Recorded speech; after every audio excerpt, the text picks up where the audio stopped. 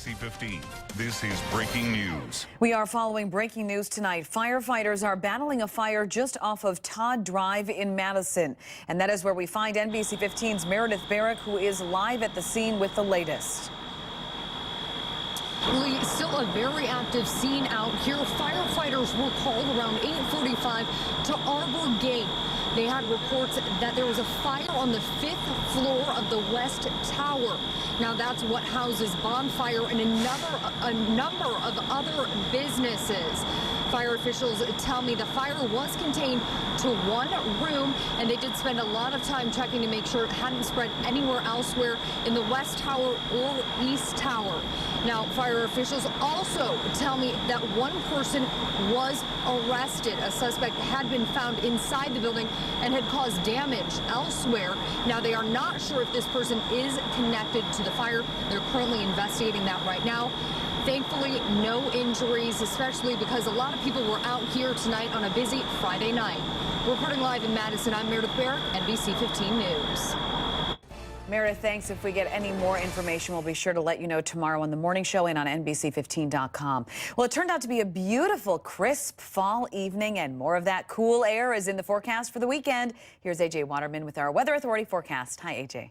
Hi, Lee. And speaking of cool air, how about some frost advisories that are in place tonight? And that is from 3 a.m. to 9 a.m. in the morning. And we'll expect some locations to actually see frost, especially north and west of Madison, those counties highlighted in blue. So make sure you take precautions, bring in or cover any outdoor plants. Right now, temperatures in Madison, 48 degrees. But look at Camp Douglas, already in the 30s. And I wouldn't be surprised if we see some upper 20s tonight the further north and west you go, as it is going to be very cool tonight. On Sky Tracker, not really tracking too much without those clouds to really keep us warm. I do expect temperatures to continue to fall tonight, most of us getting into the 30s. So the night planner stays cool and dry, but we'll see sunshine tomorrow and most of the weekend. The details coming up in just about 10 minutes. Lee? AJ, thanks. The search continues for the suspect in this afternoon's shooting on the city's southwest side. It happened just before 1 on the 2300 block of Allied Drive outside of an apartment complex.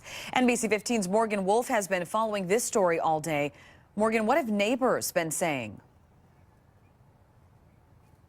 Lee, I spoke to neighbors throughout the day today that say they're mainly upset that this shooting happened in a neighborhood that's filled with kids. Now, the kids I spoke to today said that they're scared and worried for their safety. It's scary for me. Breslin Ramirez enjoys playing outside with her neighbors. But after today, That's why we're scared to play outside. her and her friends feel this way after a man was shot in broad daylight outside of an apartment on Allied Drive in Madison. I don't really want to play outside here either because it's scary. 21-year-old Isaac White has lived in the area his whole life. He says this is the first he's seen a shooting on this block. It comes off like they're getting bolder and bolder as they keep going, and it just gets closer and closer to schools and community centers. The shooting happened across the street from a learning center and a block down from the Dane County Boys and Girls Club, where hundreds of kids frequent on a weekly basis. This is very across the board. We're seeing this very uniformly distributed. The only places where the shots fired calls aren't going off the rails is central. Kind of wonder and think like, are my family members safe on this side of the area of Madison, or are they not? Breslin wonders the same thing. They could kill people, or else when they shoot the guns, they might could shoot their friends. Could like kill somebody of my family or something. We should never play with guns. Now, this is the 99th shots fired incident that's happened in Madison this year, and the second one this week that's happened within blocks of a school or children's learning center. Live in Madison, Morgan Wolf, NBC 15 News.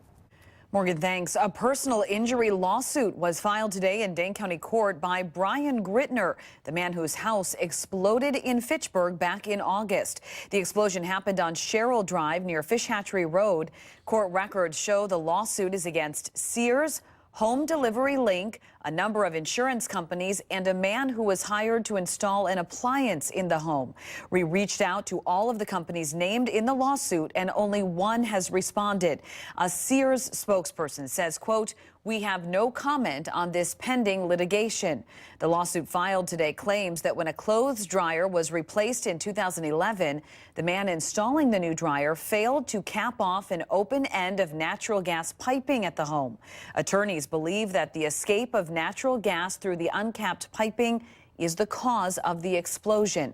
That's Grittner's attorneys. We also reached out to his family today, but they declined to comment.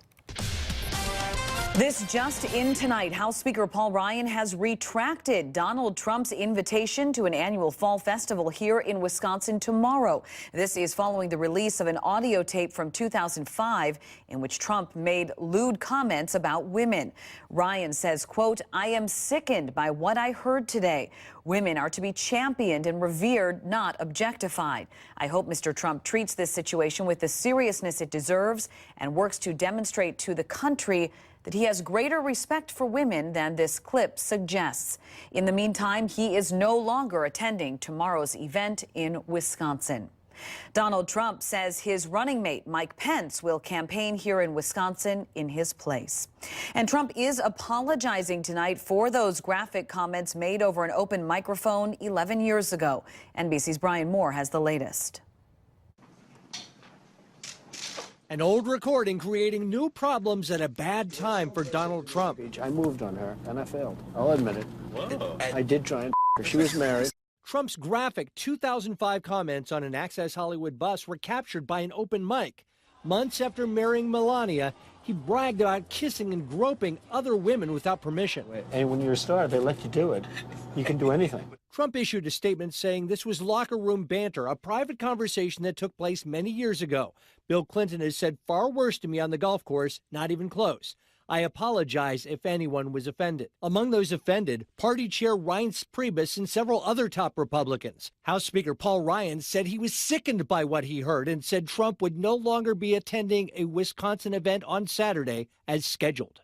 Hillary Clinton tweeted, "Women have the power to stop Trump." As the stage for Sunday's debate takes shape in St. Louis, Donald Trump's struggle to connect with women just got a little bit tougher.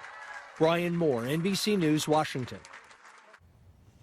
Coming up on NBC 15 News at 10, meningitis cases at UW-Madison. We'll have the latest. And it's Friday, and that means the Blitz. We'll have all of your highlights coming up.